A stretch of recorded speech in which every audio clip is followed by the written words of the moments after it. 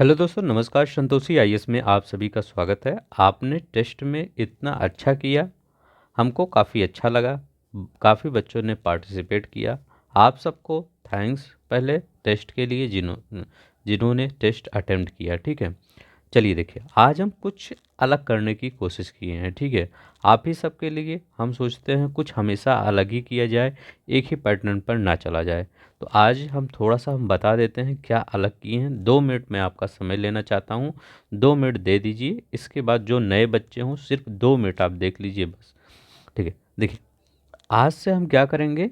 जैसे आपका ये चलता था, मतलब जैसे 100 नोट्स में ऐसे ही चलेगा। देखिए आज से हम एक सीक्वेंस में चलेंगे। पहले हम क्या करते थे, एक सीक्वेंस में नहीं चलते थे। आज से हम जैसे 2000 पीसीएस 2010 में ये क्वेश्चन आपका आया, मतलब दो पीसीएस 2010 के ये सब क्वेश्चन हैं जो, ठीक है, प्री के, ठीक है, जितने भी हैं प्री के हैं।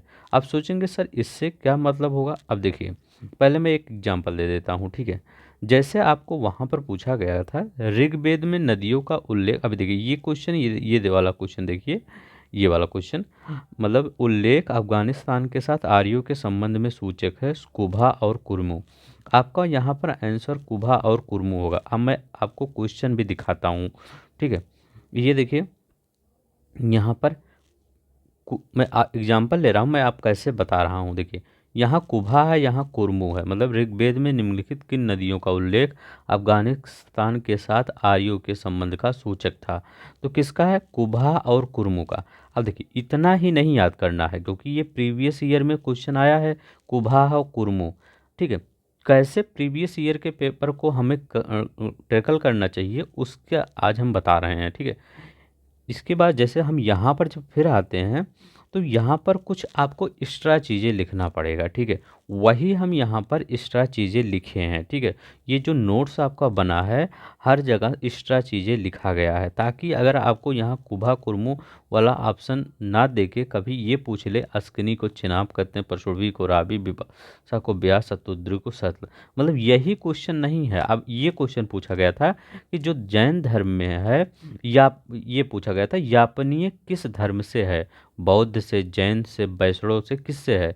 तो देखिए यापनीय जैन धर्म से है, श्वेतांबर और दिगंबर से तो था ही, सभी लोग श्वेतांबर और दिगंबर पढ़ते हैं, लेकिन जो यापनीय है वो भी एक संप्रदाय था। ठीक है, इसको गोप्य संप्रदाय पर कहा जाता था। तो देखिए उसके बारे में हम थोड़ा थोड़ा लिख दिए हैं। ठीक है, तो ऐसे ये हो गया आपका जो मतलब थ्योरी का पार्ट होगा, ऐसे सब में लिख दिया गया है। जैसे आप यहाँ पर देखते हैं, यहाँ पर लिखा गया था, सिर्फ ये क्वेश्चन पूछा गया था, परम भागवत की उपाधि किसने धारण किया। तो किसने उपाधि धारण किया, चंद्रगुप्त द्वितीय, मतलब चंद्रगुप्त सेकंड ने परम भागवत की उपाधि धारण किया। अब देखिए चंद्रगुप्त के बारे में हमने यहाँ तक पूरा ये लिख दिया है कि चंद्रगुप्त के 9 रत्न कौन थे, मतलब कौन कौन से ये 9 रत्न हैं, उनके क्या मतलब ये सब्जेक्ट हैं, कि धन्वंतरी चिकित्सा के हैं और हर्षेड कवि लेखक हैं। तो ये सब, तो इससे आपको क्या होगा, प्रीवियस ईयर जितना पेपर होगा वो तो पेपर तैयारी होगा, उससे रिलेटेड जितने भी फैक्ट होंगे वो भी तैयार होंगे। तो अभी हम 2010 से 2023 तक करवाने वाले हैं। जो बच्चे इसमें इंटरेस्ट लेना चाहते हैं, मतलब जो पढ़ना चाहते हैं मन से, वो बता देंगे, लाइक के थ्रू बता देंगे, सब्सक्राइब के थ्रू बता देंगे। हमको पता चल जाएगा कि जितने लोग लाइक सब्सक्राइब कर रहे हैं हमको वैसे ही पता चल जाएगा। ठीक है, ये आप कमेंट भी कर सकते हैं। ठीक है, तो चलिए हम 2000 पीसेस, लेकिन आपको एक टास्क भी करना होगा। वो मैं कह रहा हूँ वो कौन सा टास्क करना होगा। वो टास्क ये करना होगा, जो मैं यहाँ पर क्वेश्चन मतलब पूछूंगा या बनाऊंगा या क्वेश्चन बना है, ये तो क्वेश्चन जाली, जैसे मैं ये क्वेश्चन बता रहा हूँ कि ऋग्वेद में नदियों का उल्लेख अफगानिस्तान के साथ आर्यों के संबंध में सूचक है। तो आप क्या करेंगे, कुभा कुर्मू लगा देंगे। तो यहाँ पर जो ये इतने पूरे थ्योरी के पार्ट में लिखे हैं, यहाँ पर हम फिर क्वेश्चन आंसर, वही क्वेश्चन आंसर करवाएंगे, ताकि बार बार आप पढ़ेंगे तो आपको वो क्वेश्चन पूरी तरह से रट जाएगा। ये क्वेश्चन फिर अभी हम कितने क्वेश्चन लाए हैं, 25 क्वेश्चन लाए हैं। आपको क्या करना होगा, जब ये मैं पढ़ा दूंगा तो उसी 25 क्वेश्चन का आपका टेस्ट होगा। उस 25 क्वेश्चन में आपको एक ही टास्क करना है, उसमें आपका 1 से 2 क्वेश्चन नहीं गलत, मतलब 25 में मैक्सिमम 23 तो लाना ही है आपको, क्योंकि यहाँ पर वो सब क्वेश्चन आप पढ़ चुके हैं, इसके बाद टेस्ट लगा रहे हैं। सभी लोग कमेंट करिएगा कि आपका 23 सही हुआ, मतलब लगभग 23 तो सही ही होना चाहिए अगर 25 क्वेश्चन दिया गया है तो। ठीक है, तो हमको उम्मीद है कि आप मतलब जितना भी क्वेश्चन, 1 ही 2 क्वेश्चन आपका गलत होना चाहिए। अगर आप एकदम अच्छे हैं तो मतलब चाहे जितना, चाहे 25 दिया रहे, 50 दिया रहे, चाहे जितना क्वेश्चन दिया रहे, पूरा मतलब पूरे मार्क्स ही आप सही कर सकते हैं। ठीक है, और जो लोग सही कर देंगे हम उनका हार्ट दे देंगे, मतलब जो हार्ट उठ जाता है वो सब हम दे देंगे, हम जान जाएंगे कि आप सही कर दिए। ठीक है, तो चलते हैं। आज से मैं यही शुरू करने जा रहा था, अगर आपको अच्छा लगेगा तो बताइएगा। आज यूपी स्पेशल नहीं ले पाए हैं, उसको भी ला देंगे, ले देंगे कि मतलब लेकर आएंगे। ठीक है, डेली वो छोड़ेंगे नहीं यूपी स्पेशल। ठीक है, तो चलते हैं, अब हम शुरू करते हैं। पहला क्वेश्चन है, जितने मतलब इतना आपको टाइम लिया इसके लिए सॉरी, मैं कुछ बताना चाहता था, ऐसे नहीं बता। ठीक है, तो चलते हैं, देखते हैं पहला क्वेश्चन। पहला क्वेश्चन ये पूछा गया था, ये सब 2010 के हैं प्रीवियस ईयर, वो भी सिर्फ पीसीएस में आया और किसी पेपर में नहीं। कोपेनहेगन के संग्रहालय से पाषाण और कांस्य के लौह युग्मन का त्रिगमीय विभाजन किसने किया, मतलब किया? तो जो कोपेनहेगन का संग्रहालय है उसमें पाषाण और कांस्य और लौह, पाषाण मतलब पत्थर वाला, कांस्य मतलब कांसे वाला, लौह मतलब लोहा, जानते हैं ये। तो वो युग का त्रियुगमीय विभाजन पूछा गया, तो किसने किया था? थॉमसन ने किया था, याद रखिएगा, थॉमसन ने किया था। अभी आपको करना ही है थॉमसन। ठीक है, तो थॉमसन ने किया, ये हो गया आपका। अब देखिए, ये क्वेश्चन तो हम बता ही रहे थे कि अफगानिस्तान के आर्यों के साथ कौन सी 2 नदियाँ थी, कुभा और कुरमू। ठीक है, ये दोनों कौन कौन सी नदी थी? ये दोनों आपकी नदी जो थी, ये सिंधु नदी बह रही है, सिंधु नदी के पश्चिमी साइड से दोनों नदियाँ मिलती थी। ठीक है, ये भी पूछ लिया जाए कभी, ये दोनों नदियाँ किस साइड से मिलती हैं, तो ये पूरब साइड है और ये पश्चिम साइड है, तो पश्चिमी साइड से ये दोनों नदियाँ मिलती है। अब देखिए यहाँ पर क्या है, अस्कनी को क्या कहा जाता है? कई बार क्वेश्चन पूछा गया, तो अस्कनी को चिनाब कहा जाता है। परशुड़वी को रावी कहा जाता है, अब पहले परशुड़वी कहा जाता था, अब रावी। बिपाशा को ब्यास कहा जाता है, ब्यास नदी। शतुद्री को सतलज कहा जाता है। ठीक है, तो ये याद रखिएगा, फैक्ट है। अब देखिए, श्रावस्ती के संबंध में क्वेश्चन पूछा गया था कि श्रावस्ती जो नगर है उसका शेप किस टाइप का है? तो इसका शेप किस टाइप का है? अर्धचंद्राकार है। किस टाइप का? अर्धचंद्राकार है। पहचान किसने किया था? कनिंघम ने किया था। उत्तर प्रदेश के सहेत महेत नामक स्थान से इसकी पहचान की गई थी। कहाँ पे? उत्तर प्रदेश के सहेत महेत नामक स्थान से इसकी पहचान की गई थी। इस श्रावस्ती का मतलब शेप कैसा, जैसे हर चीज़ का एक शेप होता है ना, तो शेप इसका अर्धचंद्राकार है। कैसे बना है? ऐसे श्रावस्ती बना, मतलब जो लोग श्रावस्ती से होंगे वो पता होगा, ऐसे ही होगा श्रावस्ती। ठीक है, अब देखिए यहाँ पर क्या है, यहाँ पे लिखा गया जैन धर्म। जैन धर्म में यही क्वेश्चन पूछा गया था कि यापनीय किस धर्म से संबंधित है? तो यापनीय जो तीनों चीज दोनों विभाजित था, श्वेतांबर और दिगंबर, एक यापनीय भी संस्था मतलब संप्रदाय था। इसकी स्थापना श्री कलश ने की। ये जो श्री कलश है, पहले श्वेतांबर धर्म के ये आचार्य थे, तो उन्होंने यापनीय एक संप्रदाय की स्थापना कर दिया। ठीक है, तो क्या हुआ, यापनीय संप्रदाय की स्थापना श्री कलश ने की। स्थान क्या है? कर्नाटक के आसपास ये मतलब संप्रदाय पाया जाता है, यापनीय। ठीक है, अनुयायी इसके मानते थे कि स्त्री भी मोक्ष ग्रहण कर सकती है, मतलब और सब में नहीं माना जाता था कि स्त्रियां मोक्ष ग्रहण कर सकती हैं, लेकिन यापनीय में इसके अनुयायी मानते थे कि स्त्रियां मोक्ष ग्रहण कर सकती हैं। अब देखिए यहाँ पर क्या है, बौद्ध संघ में भिक्षुणी के रूप में स्त्रियों के प्रवेश की अनुमति कहाँ मिली? ऐसे ही क्वेश्चन पूछा गया था, तो ये कहाँ मिली? वैशाली में। बस इतना ही आपका क्वेश्चन हो गया। अब देखिए यहाँ पर जितना है ये सब हमने खुद लिखा है, कहाँ से? आनंद के कहने पर, किसके कहने पर? आनंद के कहने पर, उनके प्रिय शिष्य थे। देखिए, बौद्ध धर्म में विनय पिटक, सुत्त पिटक, अभिधम्म पिटक, ये सब बौद्ध धर्म के ग्रंथ हैं, बौद्ध धर्म से संबंधित हैं। इनकी रचना पाली भाषा में की गई थी सबकी। ठीक है, किस भाषा में? पाली भाषा में की गई थी। अब देखिए, बुद्ध का कनिष्क के सिक्कों पर अंकन हुआ है। किसका? बुद्ध का कनिष्क के सिक्कों पर अंकन हुआ था। लेकिन कनिष्क, ये तो आपसे पूछ लिया कि बुद्ध का किसके सिक्कों पर अंकन हुआ था, तो आप बता देंगे कनिष्क के सिक्कों पर अंकन हुआ है। लेकिन कभी ये क्वेश्चन पूछ लिया जाए कि कनिष्क हीनयान संप्रदाय से थे कि महायान थे, तो कनिष्क महायान संप्रदाय से थे। कनिष्क एक महान शासक था, ठीक है। तो सभी जानते हैं हिस्ट्री का सबसे महान शासक माना जाता है, मतलब जो महान शासकों हैं, शासक उनमें से ही वो उसका नाम आता है कनिष्क का। तो वो महायान है, ठीक है, महायान संप्रदाय से है। बिम कडफिसस के सिक्कों पर नंदी और शिव, ठीक है। तो ये भी क्वेश्चन है, ये क्वेश्चन तो पूछा नहीं गया था लेकिन हमने लिख दिया ताकि आपको ये भी आ जाए कि किसके सिक्कों पर नंदी और शिव का चित्र है। तो बिम कडफिडस के सिक्कों पर, ठीक, इतना आपको पता हो गया। चलिए यहाँ देखते हैं। पाणिनि और पतंजलि, पाणिनि और पतंजलि पुष्पमित्र के राज पुरोहित थे। अब पतंजलि ने पाणिनि पर की अष्टध्यायी पर महाभाष्य नामक टीका लिखा था।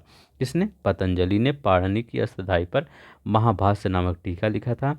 ये आपको क्वेश्चन है, तो मतलब ये क्वेश्चन कई बार पूछा गया है कि जो पतंजलि हैं, ये बाबा रामदेव वाला जो पतंजलि है, मतलब वो मत समझिएगा, वो पतंजलि एक मतलब बहुत बड़े विद्वान थे। तो वो जो पतंजलि हैं वो किसके समय काल में थे? तो पतंजलि पुष्पमित्र के समय के काल में। कैसे याद करेंगे? पास से पतंजलि, पास से पुष्पमित्र, पास से पाणिनि, पास से पुष्पमित्र। तो जब पास से आ जाए, तो जैसे पास से भी कभी आ जाए, मान लीजिए पास से पतंजलि, पास से पुष्पमित्र, पास से पाणिनि, पास से पुष्पमित्र, तो पापा ही है सब, ठीक है। तो सब पापा ही हैं, ठीक है। अब देखिए यहाँ पर क्या है, फाह्यान भी आया। तो चंद्रगुप्त द्वितीय फाह्यान भी, परम भागवत की उपाधि चंद्रगुप्त द्वितीय ने धारण की और फाह्यान यहाँ पर इनके दरबार में आया, चंद्रगुप्त द्वितीय के दरबार में फाह्यान आया। तो क्वेश्चन आपका सिर्फ इतना बना था कि परम भागवत की उपाधि चंद्रगुप्त द्वितीय ने दी। चंद्रगुप्त द्वितीय का टेन्योर कितना था? 380 से 412 ईस्वी तक। दूसरा नाम किसका है? मतलब चंद्रगुप्त द्वितीय का दूसरा नाम क्या है? देवगुप्त या देवराज। तो चंद्रगुप्त द्वितीय को देवगुप्त या देवराज भी बोला जाता है। गढ़वाल शिलालेख में परम भागवत की उपाधि का मतलब विवरण मिलता है। किस मतलब अब शिलालेख में परम भागवत का उपाधि का विवरण मिलता है गढ़वाल शिलालेख में। तो ये याद रखिएगा, ये सब मतलब आपके फैक्ट थे, ठीक है। सिर्फ आपके क्वेश्चन इतना पूछा गया था कि परम भागवत की उपाधि चंद्रगुप्त द्वितीय ने, बस इसको याद रखिएगा, देवगुप्त या देवराज, गढ़वाल शिलालेख में परम भागवत की उपाधि। जबकि सांची लेख में महाराजा धीराज श्री चंद्रगुप्त देवराज दूती प्रिय नाम मिलता है। जो सांची लेख है उसमें चंद्रगुप्त द्वितीय को महाराजा धीराज श्री चंद्रगुप्त गुप्तस्य देवराज द्वितीय प्रिय, ठीक है, मतलब थोड़ा संस्कृत है, ये आपका उनका उपाधि है, नाम मिलता है, ठीक है। अब देखिए इनके नवरत्न कौन थे, तो ये थोड़ा सा आप ट्रिक याद रख लीजिए, अगर याद रखना हो तो रख लीजिए, नहीं तो एक दो बार वीडियो देख लेंगे, याद हो जाएगा। अमर काली बेस में वह धन कौ, ठीक है। तो वह धन कौ, अमर काली बेस में वह धन कौ। अमर माने अमर सिंह जो संस्कृत से थे, काली मतलब कालिदास, इनको जानते ही हैं कवि कालिदास। बेस, बे माने बेताल भट्ट जादूगर थे। सा माने शंकु वास्तुकार थे। वा माने बारह मिहिर, ये खगोल विधि थे, तो बारह मिहिर खगोल विधि थे। और हा माने हरिशेड़, ये कवि और लेखक थे। धा माने धनवंतरी, ठीक है, धनवंतरी। और का माने कहा पानक का ज्योतिष थे। और वा माने वारुचि, ये व्याकरणवादी थे, ठीक है। तो धन्वंतरी क्या थे? चिकित्सक थे, ठीक है, याद रखिए धन्वंतरी चिकित्सक थे। धन से धन्वंतरी। अमर काली बेस वह धन कौ, यही याद कर लीजिए, मतलब सब कुछ याद कर लेंगे। अमर काली बेस वह धन कौ, ठीक है, लायक वह धन कब लाएगा, ठीक है। चलते हैं देखते हैं। हेमचंद्र के बारे में पूछा गया था। हेमचंद्र चालुक्य नरेश कुमार पाल के राजगुरु थे। तो कौन थे? हेमचंद्र चालुक्य नरेश कुमार पाल के राजगुरु थे। चालुक्य, ये जो कुमार पाल था जैन धर्म का अनुयायी था। किस धर्म का? जैन धर्म का अनुयायी था। एलोरा का मंदिर का निर्माण राष्ट्रकूट वंश ने किया था। महाबलीपुरम का पल्लव ने किया था। मीनाक्षी मंदिर का निर्माण पांड्य शासकों ने किया था। तो मीनाक्षी मंदिर का निर्माण पांड्य शासकों ने, महाबलीपुरम पल्लव ने, और एलोरा राष्ट्रकूट। ठीक है, तो ये याद रखिएगा। ठीक है, कहीं मिलाने का आ जाएगा, अभी आएगा, मिलाएंगे आप खुद ही। खजुराहो किससे संबंधित है? चंदेल से संबंधित है। अब देखिए, यहाँ सिर्फ इतना ही क्वेश्चन पूछा गया था, चित्तौड़ का कीर्ति स्तंभ किसने बनवाया? तो राणा कुंभा ने। अब देखिए, यहाँ पर हमने थोड़ा सा लिखा है कि जो राणा कुंभा था, ये मालवा के सुल्तान महमूद शाह खिलजी को पराजित करने के उपलक्ष्य में ये कीर्ति स्तंभ का निर्माण कराया था। अब पूछेंगे कीर्ति स्तंभ को और कौन कौन से नाम से बुला सकते हैं? तो जय स्तंभ और विजय स्तंभ। तो जय स्तंभ या विजय स्तंभ के नाम से बुला सकते हैं। रचना, राणा कुंभा की रचना याद रख लीजिए, हो सकता कभी पूछ ले। संगीत राज संगीत मीमांसा ग्रंथ है। ठीक है, तो राणा कुंभा के कौन कौन से ग्रंथ हैं? संगीत राज संगीत मीमांसा ग्रंथ हैं। ठीक, ये याद रखिएगा प्लीज़। अगर जो लोग, हाँ, ये कब हुआ था निर्माण? 1448 में। प्लीज़ जो लोग नए होंगे प्लीज़ सब्सक्राइब कर लीजिए। अगर आपको पूरा रटना है, ठीक है, यहाँ सिर्फ ये सोच लीजिए बार बार रिवीजन करवाया जाता है। हमारे चैनल की यही खासियत है, बार बार हर चीज़ को रिवीजन करवाया जाता है ताकि आपको हर चीज़ बार बार याद ही हो जाए। ठीक है, अब देखिए, पृथ्वीराज चौहान, पृथ्वीराज तृतीय, पृथ्वीराज चौहान, पृथ्वीराज तृतीय। तो क्वेश्चन क्या पूछा गया था कि पृथ्वीराज चौहान मतलब कौन था? तो पृथ्वीराज जो तृतीय है उसको पृथ्वीराज चौहान भी बोला गया था। चौहान वंश का अंतिम शासक यही था। दरबारी कवि कौन थे? बस इतना ही आपको क्वेश्चन पूछा गया था। अब ये देखिए, ये नई चीज़ें, इनके दरबारी कवि थे चंद बरदाई, जिन्होंने पृथ्वीराज रासो, कई बार क्वेश्चन आया है, पृथ्वीराज रासो की रचना चंद बरदाई ने की। जैनक, जैनक, जैनक पृथ्वीराज विजय। ठीक है, जैनक ने पृथ्वीराज विजय की रचना की। महत्वपूर्ण घटना क्या थी? मोहम्मद गोरी का आक्रमण इनके काल में हुआ था। तराइन के मैदान में, तराइन का फर्स्ट युद्ध 1191 में और 1192 में। 1191 में तो जीत गए थे वो पृथ्वीराज चौहान, लेकिन 1192 में मोहम्मद गोरी से हार गए थे। तो पृथ्वीराज चौहान पराजित हुए थे 1192 में, और यहाँ पर तुर्कों का मतलब आधिपत्य स्टार्ट हो गया था यहीं से। अब देखिए, गीत गोविंद के रचयिता पूछा जाता है जयदेव। जयदेव वैष्णव धर्म के अनुयायी गौड़ नरेश लक्ष्मण सेन के दरबारी कवि थे। ये क्वेश्चन आपसे पूछा गया है कि लक्ष्मण देव के दरबारी कवि कौन हैं? तो लक्ष्मण लक्ष्मण देव करें, लक्ष्मण सेन के दरबारी कवि कौन है? तो लक्ष्मण सेन के दरबारी कवि जयदेव थे, और लक्ष्मण सेन वैष्णव धर्म अनुयायी था। ठीक है, ये इसमें राधा कृष्ण मतलब ये गीत गोविंद जो है, इसमें कहा क्या गया है? राधा कृष्ण के लौकिक प्रेम का वर्णन इसमें किया गया है गीत गोविंद में। ठीक है, चलते हैं आगे, देखते हैं। अलाई दरवाजे का निर्माण अलाउद्दीन खिलजी ने किया। बुलंद दरवाजे का निर्माण गुजरात विजय की याद में अकबर ने किया था। बुलंद दरवाजे का निर्माण आगरा का मोती मस्जिद जो दीवाने खास में बनी है, ठीक, आगरा का मोती मस्जिद जो दीवाने खास में बनी है, शाहजहां ने करवाया था। जबकि दिल्ली में लाल किले के अंदर स्थित जो मोती मस्जिद जो पूर्णतः संगमरमर का निर्माण किया गया वो औरंगजेब में। तो अगर लाल किले के अंदर मस्जिद पूछा जाए किसने बनवाया था, तो औरंगजेब बताएंगे। और आगरा में मोती मस्जिद वो दीवाने खास में जो बनी है तो शाहजहां। ये दोनों बहुत इंपॉर्टेंट है, बहुत बार कंफ्यूज होता है। तो मोती मस्जिद आगरा शाहजहां से ही रिलेट कर लीजिएगा। शाहजहां आगरा के ताजमहल के लिए तो अमर हो गए हैं, मतलब प्रसिद्ध हैं सबसे ज़्यादा। तो ये क्या है?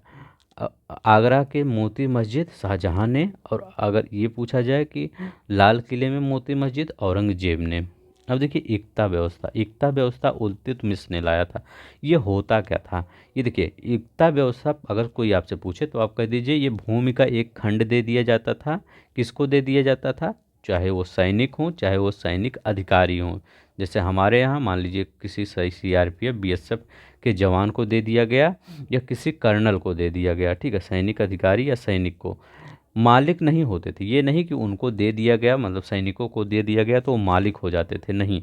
मालिक तो वो राज्य ही इस पर मालिक का ना हक होता था, केवल लगान का उपभोग कर सकते थे।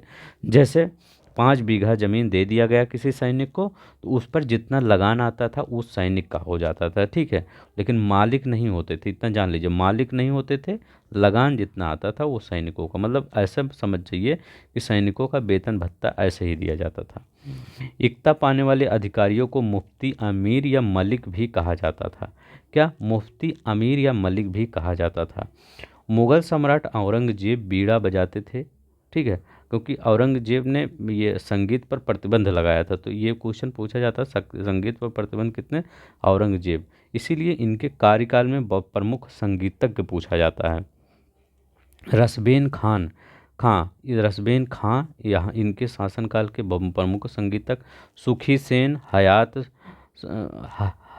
रस नयन, ठीक है, हयात सरस नयन ये हैं, और सुखी सेन और कलावंत, ये याद रखिएगा, थोड़ा सा इंपॉर्टेंट नहीं उतना याद कर लीजिएगा।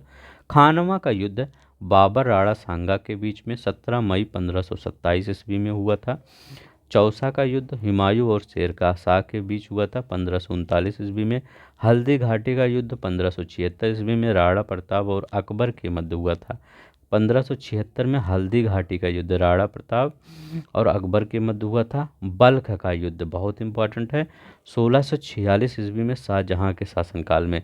तो बल्ख याद रखिएगा, क्योंकि बल्ख आप नहीं सुने होंगे, हल्दी घाटी सुने होंगे 1576 में, चौसा सुने होंगे हुमायूं और शेर शाह 1539 में, खानवा सुने होंगे बाबर और राणा सांगा के बीच में, लेकिन बल्ख नहीं सुने होंगे। बल्ख शाहजहां के शासनकाल में 1646 ईस्वी में हुआ था। शेख सलीम चिश्ती का मकबरा फतेहपुर सीकरी में है। एतमाउद्दौला का मकबरा आगरा में है, याद रखिएगा, एतमादुद्दौला का मकबरा आगरा में है।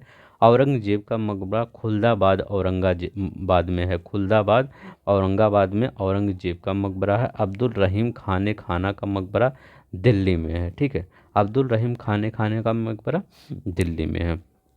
अब देखिए यहाँ पर मॉडर्न हिस्ट्री आता है आपका। तिलक ने अप्रैल 1916 में होम रूल लीग की स्थापना की। इसके प्रथम अध्यक्ष जोसेफ बैप्टिस्ट थे, या बैपिस्टा लिखा जाता है कहीं, बैपिस्ट कुछ भी याद रख लीजिए। सचिव केलकर थे, ठीक है। तो ये पूछा जाता है कि पहले तो होम रूल आंदोलन तिलक का फॉर्म हुआ था कि एनी बेसेंट का। यहाँ देखिए लिखा गया है अप्रैल 1916 और यहाँ लिखा गया सितंबर 1916, इसलिए हमने दोनों लिख दिया था ताकि आपको कन्फ्यूजन ना हो, ठीक है। तो ऐसे ही आपका वीडियो चलता रहेगा जब तक ख़त्म नहीं हो जाता। 23 तक ख़त्म होगा, 2010 से 23 तक। इसके बाद 2010 से पीछे चलेंगे, ठीक, अगर समय रहेगा हम सबके पास, ठीक है। सिर्फ आप बने रहिए इस पर, बेल आइकन वाइकन दबा लिया करिए ताकि वीडियो आ जाए तो आपको पता चल जाए, ठीक है। हाँ, एनी बेसेंट होम रूल आंदोलन सितंबर 1916 ईस्वी में, सचिव जॉर्ज अरुंडले, ठीक। एनी बेसेंट का होम रूल आंदोलन जो था सितंबर 1916 में जॉर्ज अरुंडले थे। इसमें कौन कौन से लोग शामिल थे? तेज बहादुर सप्रू, मोतीलाल नेहरू, सुब्रमण्यम अय्यर, ठीक है। तो ये सब तीनों लोग को याद करिएगा। मतलब वहाँ पे दिया था कि कौन होम रूल आंदोलन से नहीं मतलब संबंध था, तो CR दास होम रूल आंदोलन से संबंध नहीं थे। तेज बहादुर सप्रू भी थे, मोतीलाल नेहरू भी थे, सुब्रमण्यम अय्यर भी थे। सचिव जार अरुंडेल, ये पूछा गया है कई बार, ठीक है। मंगल पांडे बैरकपुर, यहीं पर चर्बी युक्त कारतूसों के प्रयोग की पहली घटना 29 मार्च 1857 को घटित हुई थी। उन्होंने लेफ्टिनेंट बांग और लेफ्टिनेंट जनरल हुसैन की हत्या कर दी थी। 8 अप्रैल 1857 में उनको फांसी की सज़ा दे दी गया, मतलब 8 अप्रैल 1857 में इनको फांसी की सज़ा दे दिया गया था। अब देखिए ऐसा पूछा जाता है कि कौन जो असहयोग आंदोलन को तो सपोर्ट किए थे लेकिन उसके परिणाम को ही नहीं देख सके। तो मतलब जिस दिन हुई यह असहयोग आंदोलन शुरू हुआ 1 अगस्त 1920 को, उसी दिन क्या हुआ, इनकी मृत्यु हो गई। तो कौन थे? बाल गंगाधर तिलक। तो बाल गंगाधर तिलक असहयोग आंदोलन के समर्थन दिया परंतु उसका प्रमाण नहीं दे सके। अब देखिए भारत छोड़ो आंदोलन से जुड़े कार्यकर्ता कौन थे? तो देखिए हमने इतना सब लिख दिया, कोई भी आ जाएगा तो आप कर देंगे। लोहिया जी थे, सुचेता किरमानी, छोटू भाई पुराणिक, बीजू पटनायक, R गोपिनिका, अच्युत पटवर्धन, ये सब थे, ठीक है। कौन? भारत छोड़ो आंदोलन से ये सब जुड़े हुए थे। 1857 में के भारतीय स्वाधीनता आंदोलन के सरकारी इतिहासकार कौन थे? तो एन सेन थे जो 1857 के भारतीय स्वाधीनता आंदोलन के सरकारी इतिहासकार एन सेन थे। अब देखिए, ये विद्रोह था। तो विद्रोह पूर्वी बंगाल में एक विद्रोह हुआ था जो पाबना विद्रोह के नाम से जाना जाता है। 1873 से 76 के बीच में, जब आप वहाँ पे जाइए 1800 दिमाग में लाइए, 1873 से 76 के बीच में पाबना विद्रोह हुआ था। इसके नेता कौन थे? चंद्रराय शंभूपाल इसके नेता थे। इस पाबना विद्रोह को हिंदू मुस्लिम एकता का प्रतीक माना जाता है। किस मतलब विद्रोह को हिंदू मुस्लिम एकता का प्रतीक, पाबना विद्रोह को हिंदू मुस्लिम एकता का प्रतीक माना जाता है। कुकी जनजातीय विद्रोह, ठीक है, इसको कुकी जनजातीय विद्रोह कहाँ हुआ था? कुकी जनजातीय विद्रोह त्रिपुरा में हुआ था। कहाँ पे हुआ था? त्रिपुरा में। दो कंफ्यूज मत होइएगा, कुकी पूछे तो त्रिपुरा, अगर कुका पूछे तो पंजाब में। पंजाब में कुका भगत जवाहरलाल मल द्वारा 1860 में कुका आंदोलन हुआ था। कुकी त्रिपुरा, तो कुका पंजाब में, कुका त्रिपुरा में। बिरसा मुंडा ने 1893 से 1909 में मुंडा विद्रोह, ठीक है, बिरसा मुंडा विद्रोह 1893 से 1900 के बीच में हुआ था। मुंडा विद्रोह, इसको मतलब बिरसा मुंडा को अलगू, यहाँ लिखा गया उलगुलान भी कहा गया, अगर और इस विद्रोह को लान भी कहा गया। तो मतलब उलगुलान विद्रोह अगर पूछा जाए तो यही विद्रोह है। कहाँ हुआ था ये? बिहार में हुआ था। अब तो झारखंड अलग हो गया, कहीं कहीं झारखंड अब दिया जाता है, लेकिन बिहार पहले एक ही था वो ना, सब तो ये सब, ठीक है। तो या बिहार, झारखंड, पश्चिम बंगाल कहीं भी दिया रहे तो आप ये लगाइएगा बिरसा मुंडा उलगुलान विद्रोह, ठीक है।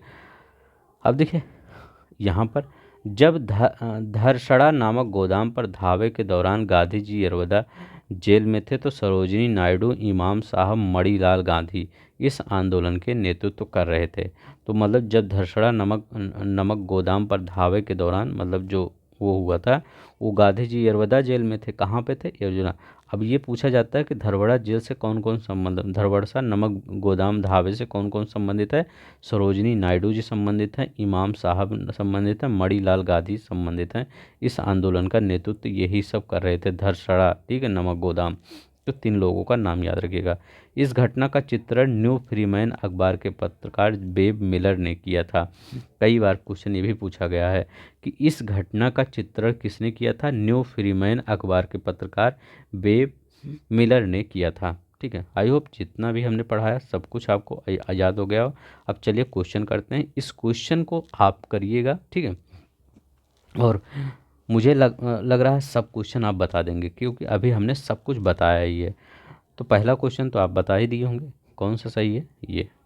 दूसरा बताइए कौन सा सही है। कोपेनहेगन संग्रहालय की सामग्री में पाषाण, कांस, स्टोन, ब्रोंज और आयरन लौह युगीन त्रियुगीय विभाजन किया था। किसने किया था? थॉमसन ने, टेलर ने, लुबाक ने या चाइल्ड ने? तो किसने किया था? थॉमसन ने किया था। प्राचीन श्रावस्ती का नगर विन्यास की आकृति क्या है? बताइए, श्रावस्ती की नगर आकृति का विन्यास किस तरह का है? तो आप बता ही दिए होंगे, अर्धचंद्राकार। देखिए, हमें सिर्फ आपका यही मतलब है कि आपके अंदर थोड़ा सा कॉन्फिडेंस आए कि यू कैन डू इट, ठीक है। तो मतलब आप कर सकते हैं, सिर्फ इतना अगर आपके अंदर आ गया तो बस कोई भी पेपर निकल जाएगा। यापनीय किसका एक संप्रदाय है? ठीक है, यापनीय किसका एक संप्रदाय है? तो बता दीजिए किसका संप्रदाय है? जैन धर्म का, ठीक है, जैन धर्म का एक संप्रदाय है। सब कुछ क्वेश्चन कर देंगे। बौद्ध संघ में भिक्षुणी के रूप में स्त्रियों के प्रवेश की अनुमति बुद्ध द्वारा दी गई थी। कहाँ पर दी गई थी?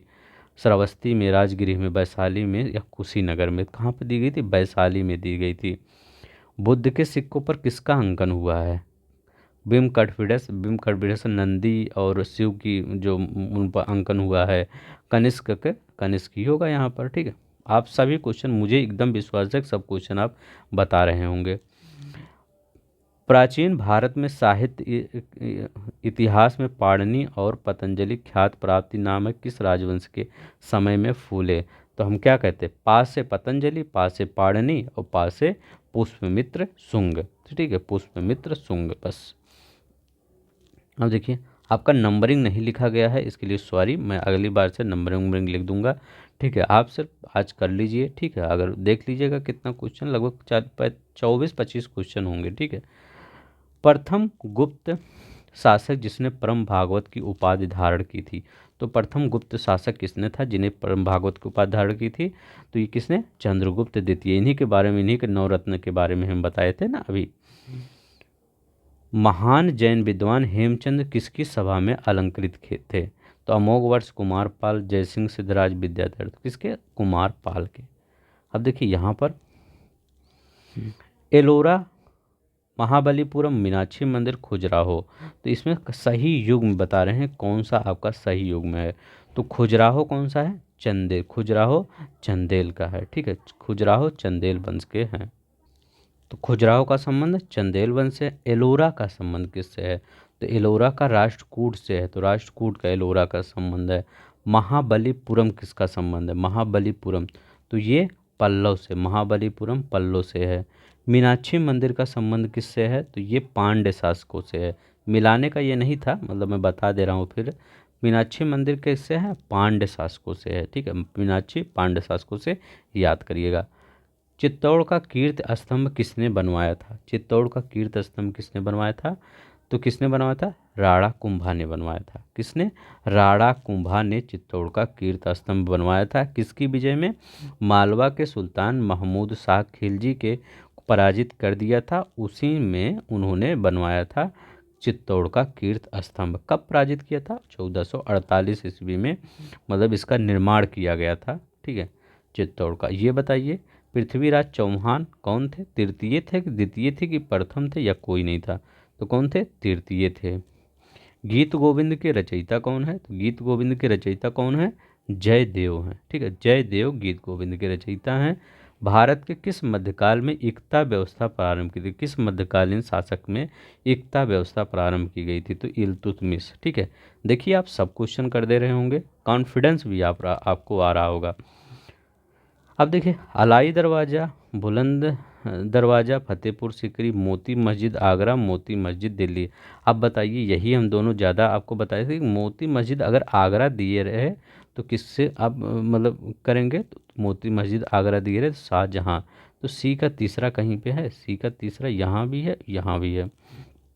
और देखिए मोती मस्जिद दिल्ली, तो इसको कौन बनवाया था? औरंगजेब। तो डी का चौथा, सी का तीसरा, डी का चौथा, सी का तीसरा, डी का चौथा।